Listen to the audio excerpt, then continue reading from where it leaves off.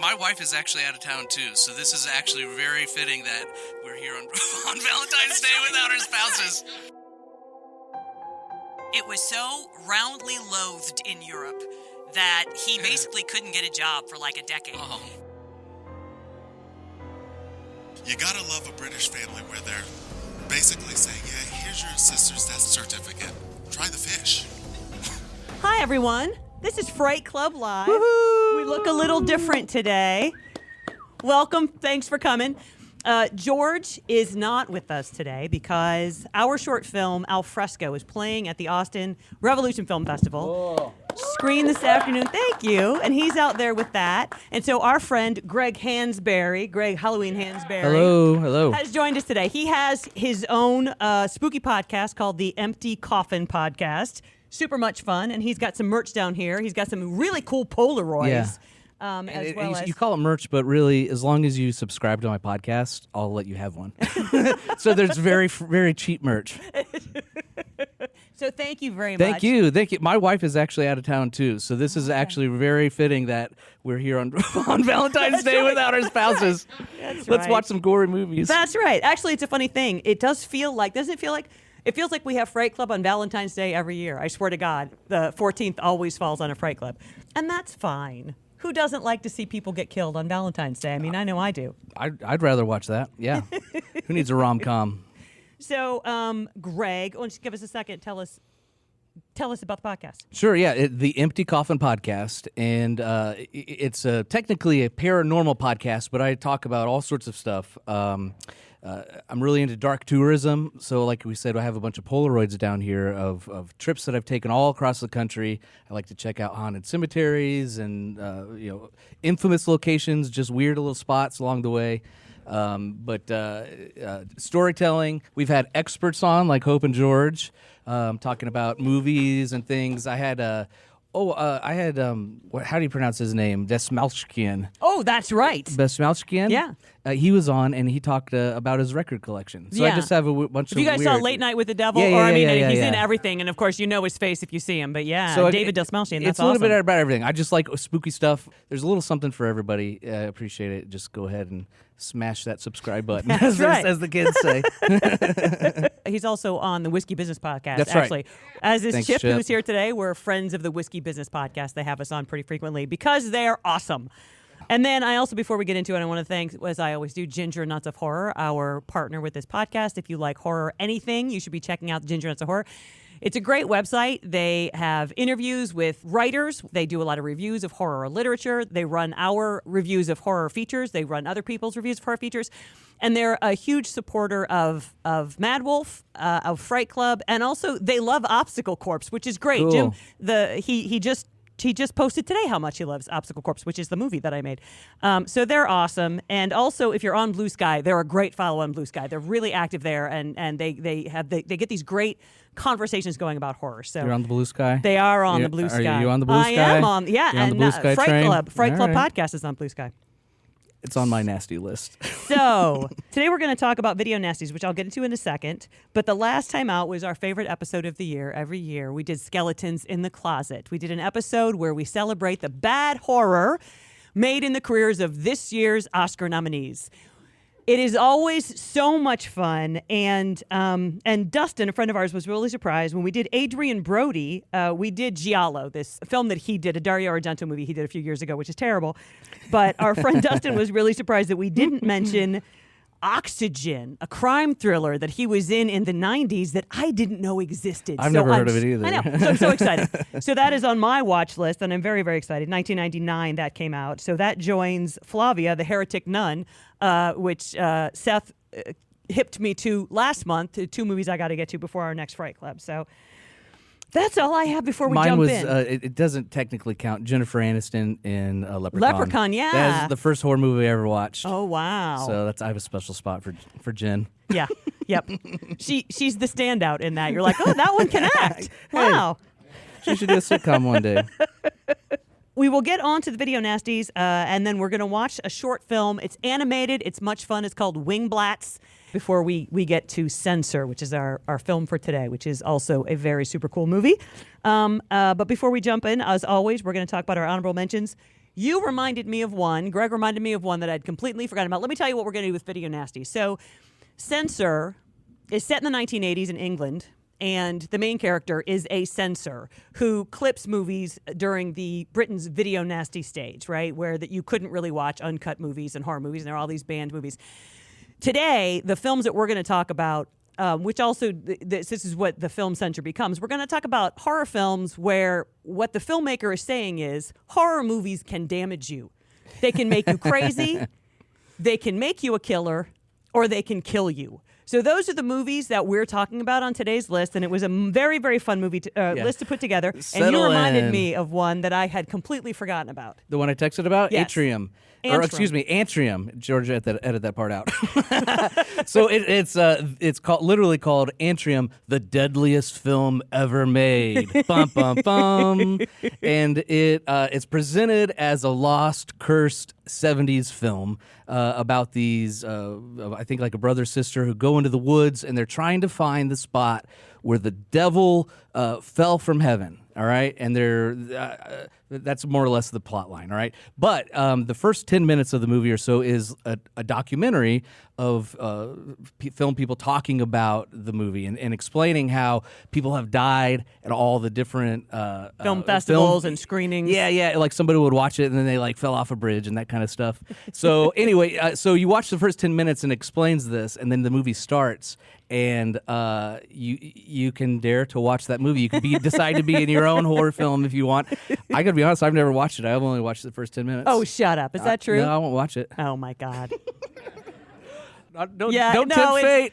A lot of it is fun because it's got a very 70s vibe about it, which I love. I love horror films from the 70s. American horror films from the 70s are really great. But I think it actually was originally shown on TV, so keep that in mind, right? I mean, and it's on doesn't Netflix get or whatever, very so much, right? It's very low budget, and there's not a lot going on, but it's kind of fun. And there are like 2 or 3 moments you're like, damn, you went there, okay. So that's fun. I felt like Halloween 3 almost. It almost, made that's really a commercial that you were going to be watching, but that could have killed you. Oh gosh, for many reasons, it could have killed you.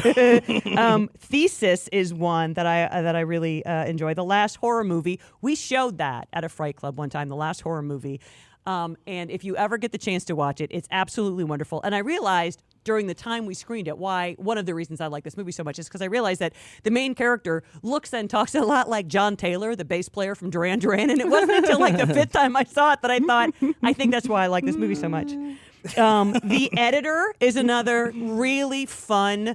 It's a horror comedy. It's got Giallo just nailed. It's really, really good. And then we'll jump to the number 6. So wow, number 6. I know. If you follow the podcast at all, fuzzy math. What? George never lets me do fuzzy math in a live event, so we're doing the a top away, 6, top 5. The mice will play. That's right. So let's jump to that. Our number 6, which I know that you've seen, Greg. I actually saw it because of your list of Halloween or horror films. Horror films, top, best. Yeah. It was like number 6 or 7, I think. Yeah. The best films of the year. And it was like the first one I hadn't seen, and I was like, oh my gosh! So I watched it. And the thing I got to say about that is it's the goriest film that has no gore in it at all. Yeah. Hi, this is George in the editing room coming in to say the movie they're talking about next is Red Rooms. C'est qu'il y a une affaire que je comprends pas. Pourquoi t'es là, toi?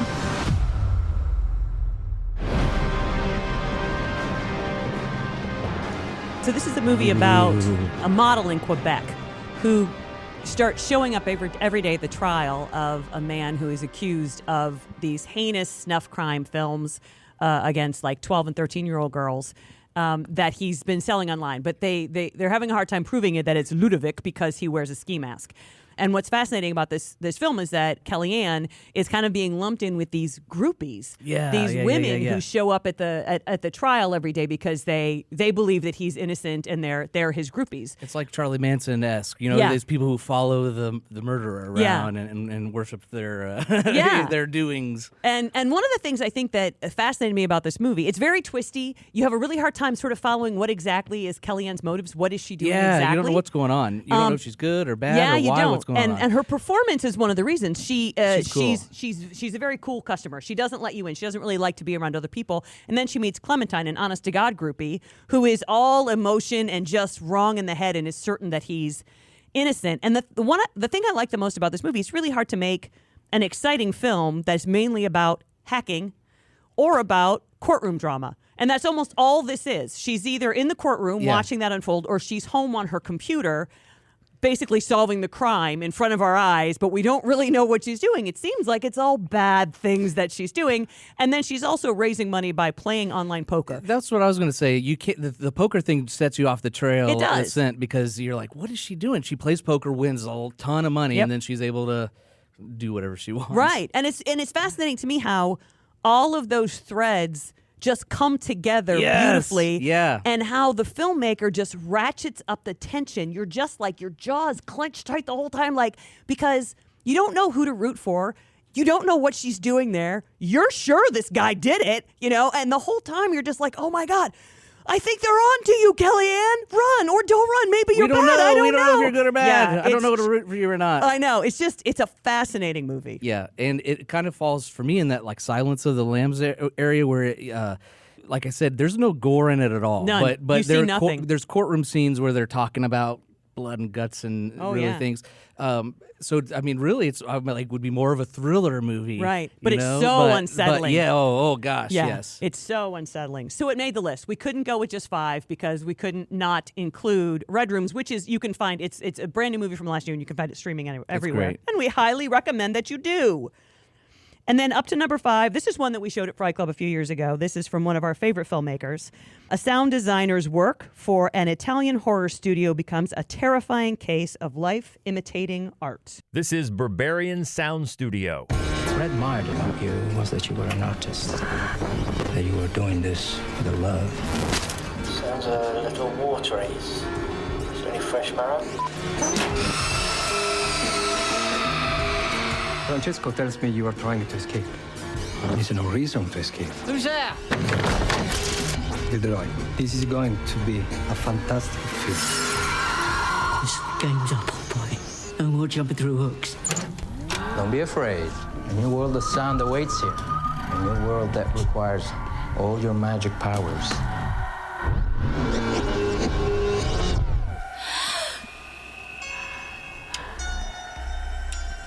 So this is from British filmmaker Peter Strickland that we love. We showed In Fabric. We showed that at Fright Club a couple of years ago. His movies are just nuts. They're just batshit and completely hard to...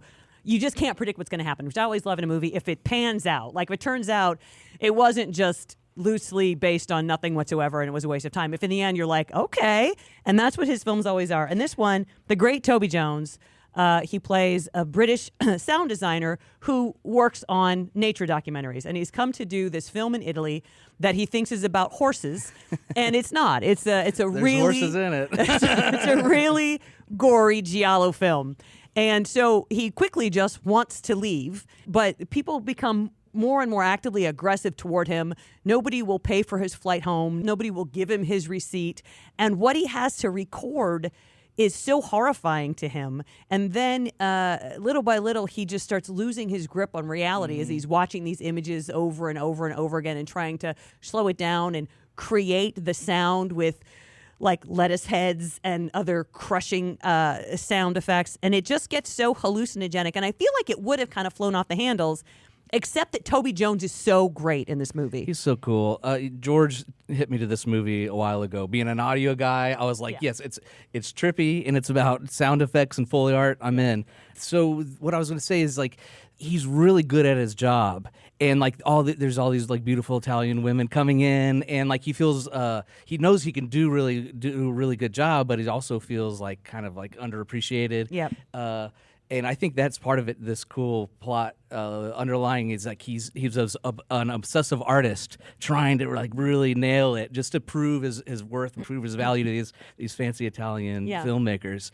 And I think that's kind of the heart of the conflict, because he's a good person, but what they're asking him to do is to get something awful out of these actresses, these screams and real fear and real terror, and they're not getting it. And it needs to sound wetter, he says at one point in the. gross. I know, and so he feels like he's sort of tormenting these women to get a more realistic terror out of them. Right. And then he's questioning himself, and then he goes a little mad, which is never a bad thing in a horror film. It's like I said, it's trippy. Yeah, it is. But this is another example of you don't see a lot. You don't really see the movie a lot. You see, or like that's the movie they're working on. They're working on. So But you again, hear a it. lot of it is him just making these gross, unsettling sounds, Yeah. and it's just the power of sound and how is. how it affects you. I think that's what I like the most about this movie. I remember a million years ago, we went to see Jurassic Park in the drive-in with my niece, right? My older sister and George and my niece and I, we all went to go see Jurassic Park. And my sister decided once we were there, it was too scary for my niece. So she made me and Brenna get down on the floor in the back seat and not watch it. But we could hear it. And I'd already seen this movie, and I had nightmares. I had nightmares about the dinosaurs coming because it's really, everything is scarier if all you can do is hear it. It's really scary. I remember watching a documentary of that back in the day where they're like, we're taking a walrus sound and a bird chirp, and they're like blending it together to make these terrifying. sounds. Foley art's cool. Yeah. I wish I should have done that in my life. Is it too late? So that is our number 5. Our number 4, I imagine you all realized, would be on the list. A journalist must investigate a mysterious videotape which seems to cause the death of anyone 1 week to the day after they view it. 7 days. The Ring. Have you heard about this videotape that kills you when you watch it? You start to play it, and it's like somebody's nightmare. And as soon as it's over, your phone rings. And what they say is, you will die in 7 days.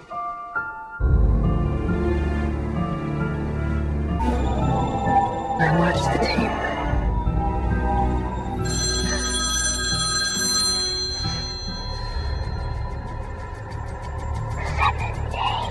That trailer tells you nothing about the movie. It doesn't. It doesn't. But we have talked about this movie a lot, so I wanted to find a trailer that we hadn't already shown a Fair bunch of times. enough. But That's also this good. one, I think it focuses a You lot can see on it. if you watch the movie, if you watch the video, have you watched the video? And I think one of the cleverest things about this movie, which is clever, it was clever when it was made originally in Japanese, Ringu. But at the very end, I hope I'm not giving away spoilers for a movie that's now 25 Plug years your old. ears if you haven't seen it yet. You know, she helps him make copies. Like that's how she thinks that he's going to get out of the curse, is to make copies so other people are cursed. So I think that was a really unnerving way to sort of, complete the circle in the movie The Ring. I love that. I love a lot, actually, about this movie. I love right off the bat when they show the face of the babysitter. I was in. I'm like, damn, oh my God, look at that face. It was just awesome. That's But weird. as we've said many times on the podcast, if when you saw the video, if it wasn't really creepy, the movie would never work. It just wouldn't float if you weren't like, oh God, are those maggots? And there was something really The video's unnerving cool. about the Yeah, video. Yeah, absolutely. And the thing I like about it is, The Sixth Sense came out in 1999-ish 99, or something, I think, and we all learned a very valuable lesson. If you got a ghost, help them, right? Help them. Yeah, and then this movie, sorry, another spoiler. If you she saves rescues this skeleton, blah blah blah, and then the little boy goes, "You helped her? You weren't supposed to help her." So it kind of goes against these rules that we had just learned from The Sixth Sense. Yeah, yeah. And I just kind of like that twist. So now it cancels that out. It does. If you're ever visited by a ghost, you never know. You can't just Sixth Sense them. Yeah. This movie, of course, it kicked off the J-horror craze in America, but that's a very Japanese concept, that ghosts are not your friends. They're never going to do good things for you. And so I do love that kind of carried over here, but it was much more of a shock to American audiences than it would have been when the original film came out, and they'd have been like, no, don't help that ghost. What are you thinking? Right. It's also funny that she's just a really kind of a terrible parent. They both are. This poor kid. Yeah, he's got just terrible parents. Really, the only reason you're rooting for anybody because there's kids. You're like, I know. bail the kid out. Yeah, that kid's doomed. I think maybe that this video is going to kill people in 7 days. I'm just going to leave it lying about. Right. And then I'm going to sleep real late, and when my son gets up early and wants to watch cartoons, he's going to Oh, pop I it got in. the kids this And week. then I'll be so sad. It'll be really terrible. Yeah. So bad parenting. This in is the movie. only movie on the list, by the way, where the film is like a paranormal, supernatural type of a thing. The rest of it's kind of more psychological or science based, I'd say. Maybe I don't know. You want to disagree with that? No, okay. I think that's kind of true. But I prefer supernatural, paranormal stuff. So I want to give a nod to The Ring for being spooky. That's right, for being effectively spooky. So that takes us up to number 3, which is a movie that we're going to see tonight. So we're not going to say too much about it. After viewing a strangely familiar video nasty, Enid, a film censor, sets out to solve the past mystery of her sister's disappearance, embarking on a quest that dissolves the line between fiction and reality. From 2021, this is Censor. Butchery, sadism, murder. A wave of depraved and corrupt horror video. Confusing fiction with reality. Doug Smart, producer, Ident Investment Films. Maybe Enid could watch my latest Frederick North submission. Wanted a woman's eye on his film. People think that I create horror. Horror is already out there in all of us.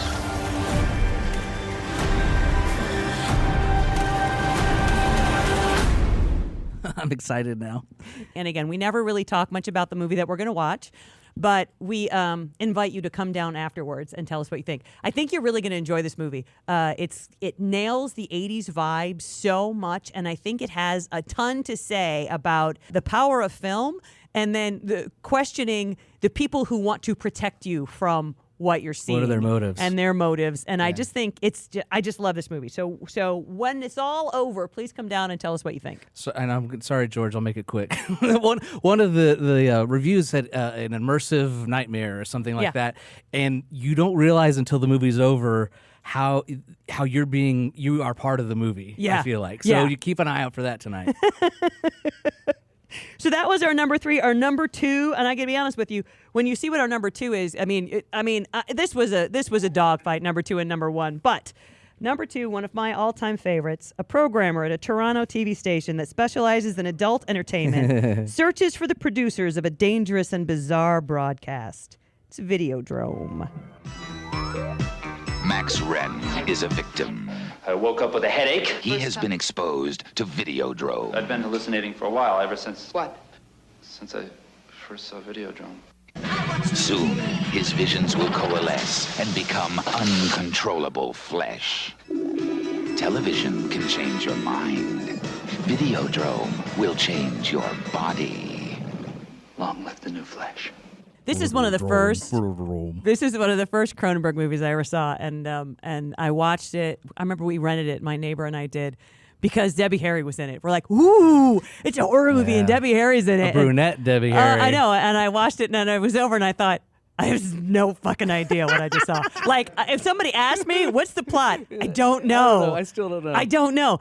He takes things out of his belly and I don't know. I'm like, long live the new flesh. Like, it was a great mantra for me. I had no idea what it meant. And then I saw it again, like years later when I was in high school, and I thought, I'm not sure I still understand what this movie is about. Right. So I've seen it about a dozen times. I mean, I have a vague idea what it's about. No, it's about, it's about how powerful people think images are.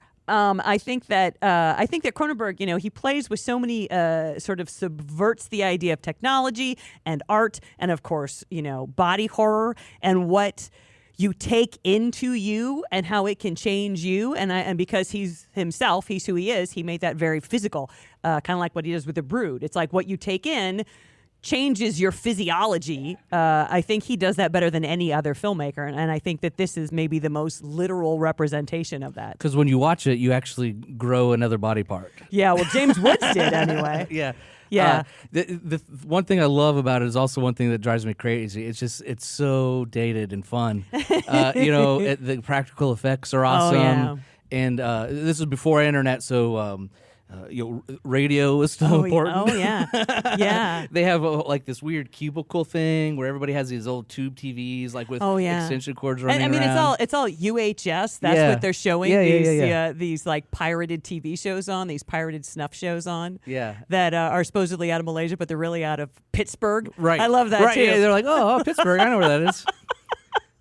It's an insane movie, and it's still an insane movie. And I think, and I love this about almost all early Cronenberg, is that they have this very sort of retro futuristic vibe. They did even then, but they show so much tech. They show the computers so up close, and it has such an important element in the movie. And then you're looking at it going like, oh my God, how cute is that? Cheesy, yeah. Look at that big keyboard. That's adorable. Aww. Yeah, it's and I still think that Videodrome is one of his most just nastiest of all, one of the nastiest of his movies to watch. It's actually in the movie we watched tonight. There's a little nod to it. Yes, there is. Without giving that secret away. But you know, I guess the other thing is to give it some credit, which not that you're not, but it also has this really prophetic. Prophetic, is that the word? Prophetic, yeah. Thank you. Theme where we're all just mashed potatoes in front of the screens. The unique, specific niche that we want, and he saw that coming a mile He really away. did. I think that a lot of his films, but this one in particular, really, it's very prescient about online culture. Yeah, it's scary. Yeah, because you're like, that's us. That's right. I'm going to just put this right into this slot in my belly right now. So that is our number 2. Our number 1, we showed this at Fry Club as well. This is one of our classics. This is just a magnificent, amazing piece of film. It's about a young man who murders women using a movie camera to film their dying expressions of terror. This is Peeping Tom. Look out! Look out! Take care. You are being watched. We repeat, take care, for you are now alone with a killer. We warn you, don't let him see the fear in your eyes. For this is what he seeks, and this is why he kills. He invades the privacy of innocent people till the piercing eyes of his camera meet the terrified eyes of his victims. And with a compulsion akin to madness, he shoots the final, fearful scene. This is such an incredible movie. So this was directed by Michael Powell, and it was inspired by Psycho. He was inspired by Psycho to make this movie. And it was so roundly loathed in Europe that he basically couldn't get a job for like a decade. Oh. But now it's gone on to become, people recognize it as the masterpiece that it is, but just film goers at the time didn't want such a sympathetic psychotic as they have in this movie. And it made the list, not because if you watch the movie, you'll die, but because it's kind of a twist on that idea. In this case, it's the idea of making a movie will drive you crazy. Like filmmakers, it's a risk that filmmakers take that to follow their art will drive them to insanity. I'll do anything it takes to get the perfect shot. Exactly. And I think that, every single thing about this movie is just magnificent to me. You can see where Tarantino pulled from it in a couple of his films. It's so gorgeously shot, which it would have to be, right? Movies about movies, they have to be shot well, or you're going to be like, I don't know. There's even a dance sequence. Oh, there is a dance sequence, and it's a great one. And it's one of those, like Psycho, where you find yourself rooting for the murderer, this just horrible character in the middle, but you just can't not feel for him, which I think is always a great trick that a filmmaker can play on an audience to go, this is the guy you're rooting for, you know it is. And Carl Baum plays the lead character, and Mark, and does such a great job of it. Yeah, I thought the same thing right away. I was like, oh, this is Hitchcock. And then after this, there were like, I think Frenzy. It reminded me of Frenzy. Sure, yeah. So I think it was kind of one of those circle issues where one of them was inspired by the other, who's inspired by the other. Yeah. It's like the Beatles and the Beach Boys, you know? I don't know. Yeah. That's my record collection speaking. But you saw it right here, and it's even up here on the still, like that first person shot perspective. Yeah. And there's this like crosshairs in it to you know. Yeah, it puts you, that's another thing that I think it does, is it puts the viewer in the perspective of the filmmaker.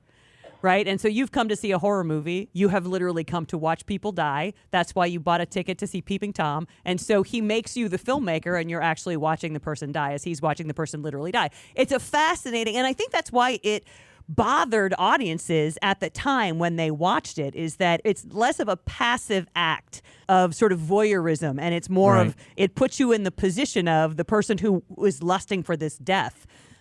Which is unsettling.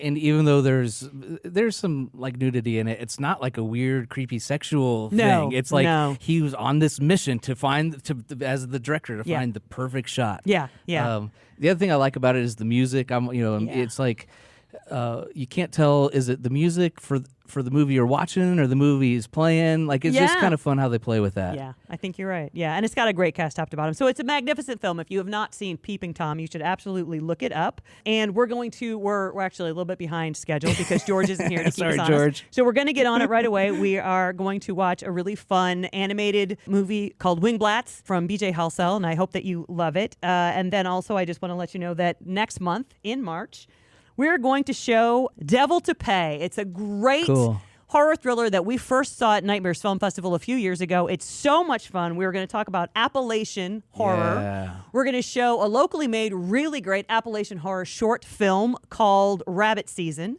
And we hope you come back for that on March 14th. I love me some Appalachian horror. That's right. So until then, please come down after the movie and talk to us about Censor, and we'll see you in about 90 minutes. Get free stuff.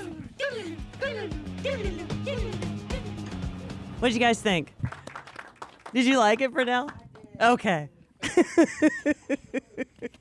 To add on to that, it's fun to watch a movie with an audience who was like excited to watch a movie. Yeah. It was cool. Yeah, it was fun. So does anybody this is the second time I saw this, and I'm glad. It made more sense the second time you see it. It's one of the movies you probably could watch it a bazillion times and not know what the hell's going on. Yeah, I love that it has a lot happening all at once, and all of the things are sort of interrelated to like, why does she do this? Why did they think it was necessary at the time in England to have people do this? Does it really affect anything? I mean, I loved everything about how thematically well it explained interwoven everything well. was, They were like, it didn't treat us like a dumb audience that had to like hand feed us. Yeah. But you knew what was going on. You didn't get lost. Yeah, I thought it was a lot of fun. Does anybody have thoughts? This movie was over the top. I just saw this woman just devolve into madness, like complete madness, and her poor parents were just trying to move on. And I guess, I don't know, madness was the theme, maybe? Yeah, I thought it was a good picture of, when he says the idea that of the editor, of the censor, they're taking out what they feel like people can't really cope with. And at the same time, that's sort of what her memory has done. Something awful happened with her and her sister as kids, and she can't remember what it is, and it's making her sort of crazy. Well, and that's the whole the crux, you would say. Yeah. Like, how much of this movie is she just making up in her mind? Or how much of it are we watching? Like, was there really a movie even made? You know what I mean? Obviously, Enid has lost the plot. Yeah. Well, I noticed halfway through, and you've seen her act, so you'll know. I thought this is a role that Rebecca Hall would have done, and I thought she did, whoever this woman was, she did just as good a job, almost, as Rebecca would do.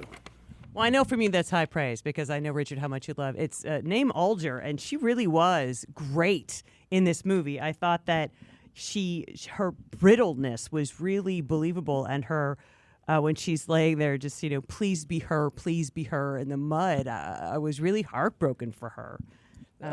She reminds me of Rachel Evans. Oh, yeah. And she looks like her. Yeah. How many, I forgot to ask first, how many of you had seen this before? Oh, wow, just two of you. I love when that happens. I'm very excited about that. This was a last-minute switch. The movie that we had hoped to get for February did not pan out for us. Some sort of distribution issue. So this was kind of a last-minute sub, and I was pretty excited about it because I think it worked out well for us. I love this movie. Can I say something that I No. saw? I remember I took notes on my phone. I kept texting myself. When she did the reset. That's what I was trying to figure out. Yeah. It was like all of a sudden everything snapped, Yes. And you're like, oh, yeah, she's in on it. And her ability to compartmentalize this. You know what that reminded me of, actually? We showed a movie a couple years ago, The Voices, with Ryan Reynolds. And when he's taking his meds and he can see reality as reality is, it's really grim. And so he stops taking his meds. And when you see that reality, which is like Enid's reality at the end, the happy time. It's fascinating, the movie The Voices, which is great. If you haven't seen it, you should definitely watch it. The way they bounce back and forth and sort of explain why somebody would stop taking their meds because life was so much cleaner and brighter. And his pets talked to him. And they were pretty funny, except the cat was an asshole. But what cats aren't? Yeah, it just seemed more realistic. And that's what I liked about this. And I also loved the way it would just catch you up in these little just glimpses of what, in the black and white images, you see the sister just screaming, help me, and you're like, oh, Enid, what did you do? Also, though, the way the producer, that was a great end for that producer. I really love that. That's good.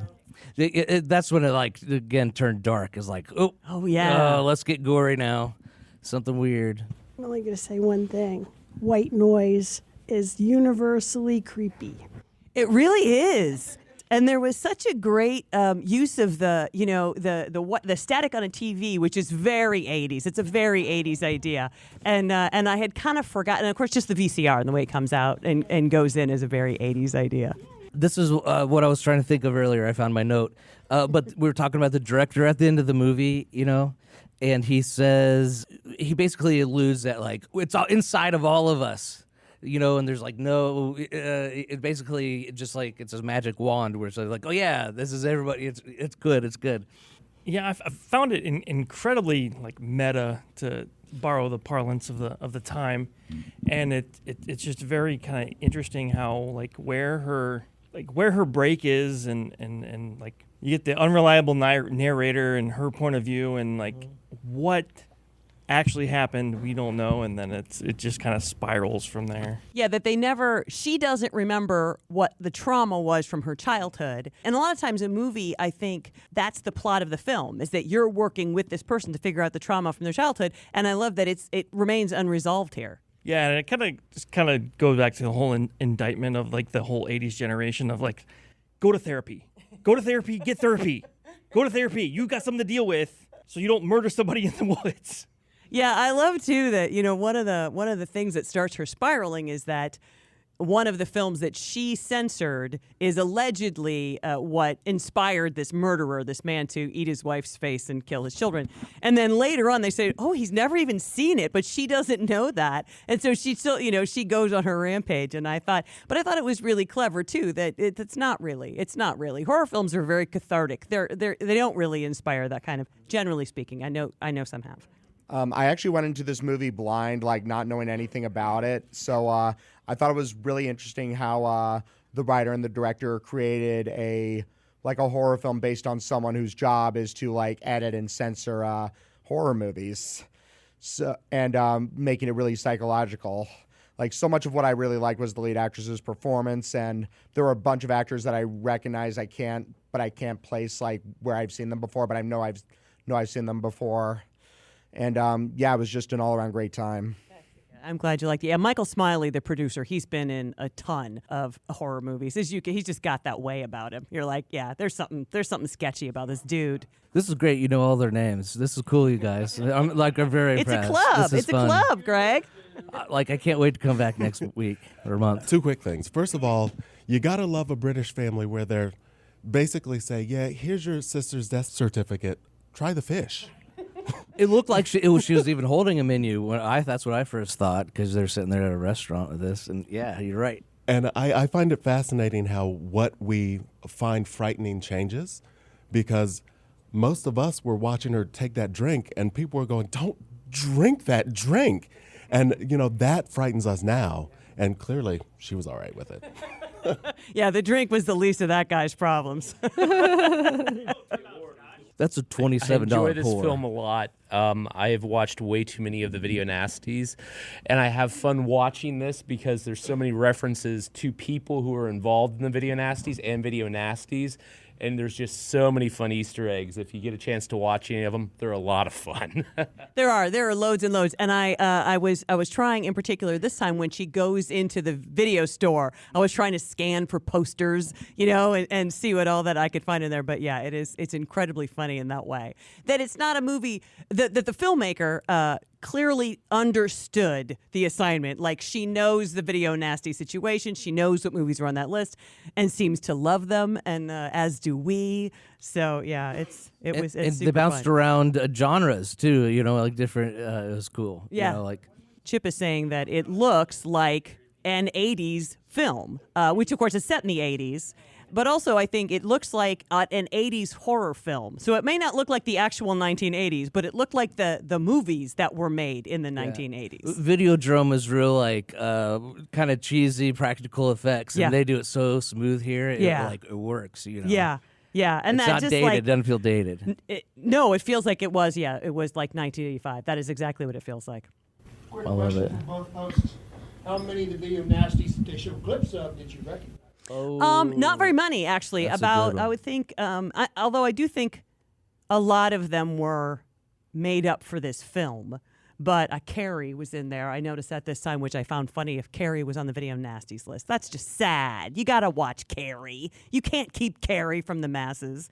It was a type 3 video nasty, Greg. Wash with caution. Well, and earlier we were talking in America, you could get all these movies. That's right. So you could get Hope all would these just movies. be like, "Oh, that's on the list. I'm just gonna go to VH1 That's Plus right. or whatever." That's right. Blockbuster. Thank you so much for coming. I forgot to announce the podcast at the beginning of the show because George always does that. So I hope that you're aware of the fact that this is Fright Club Live, taped once a month here at the Gateway Film Center. Thank you so much for coming. Thank you so much, Greg Hello, thank Hansberry you. I've of got the things for you to Empty take home. Coffin. Thanks, Hope. This was so much fun, Hope. Thanks. It was. It was super great. If anybody wants a Fright Club hat, we have some down cool. front. And just really quickly.